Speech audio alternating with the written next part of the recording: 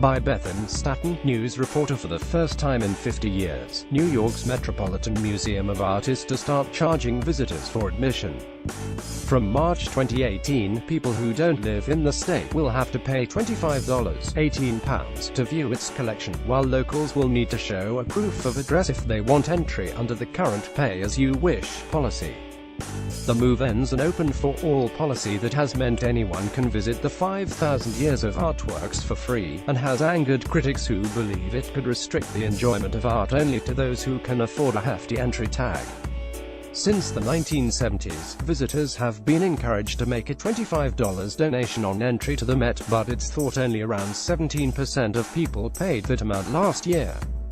Announcing the decision, Daniel, vice president and chief executive of the world's second most popular museum after the Louvre, said he believed the move would bring in $6 million $11 million a year, contributing to an operating budget of $305 million and helping to plug a shortfall of $10 million. As we studied how best to update our policy, we were mindful that the museum was founded in the 19th century primarily as an educational entity intended to teach and uplift the diverse populations of New York City, he said. What is clear is that our current pay-as-you-wish policy is no longer sufficient to meet the museum's daily operational demands.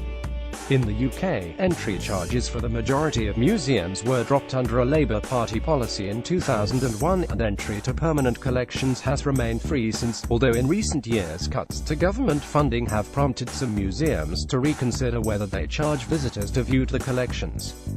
Sharon Heal, director of the Museums Association in the UK, stressed the body supported free access to museums across the UK. Although there is a mixed ecology of charging and free admissions amongst museums in the UK, we support the principle of free access to our national collections, she told Sky News. The suggested price increase at the Met will make admission prohibitive for many communities, and I would hope that the Met will do all it can to ensure that discounts and outreach programs will help those that would otherwise lose out to engage with its treasures. For New Yorkers, the decision to impose mandatory charges has also reactivated an old debate over art and culture as a common resource. When the museum was created in the 1870s, it was bound by a law requiring it to be almost totally free. 100 years later, city officials only agreed to fees on the condition that they could be decided by the visitor. Since the Met has faced lawsuits arguing that signs showing a $25 recommended price could trick people into paying more than they want. At the museum on Friday, Francesca Bettici, a lawyer visiting from Italy, said $25 was absolutely too much to charge for entry.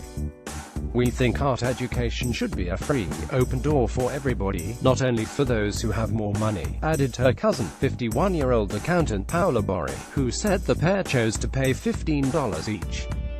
The average donation for a trip to the museum is currently $9, and it's believed the fee charge will affect about 30% of the Met's visitors. Entry will remain free for children under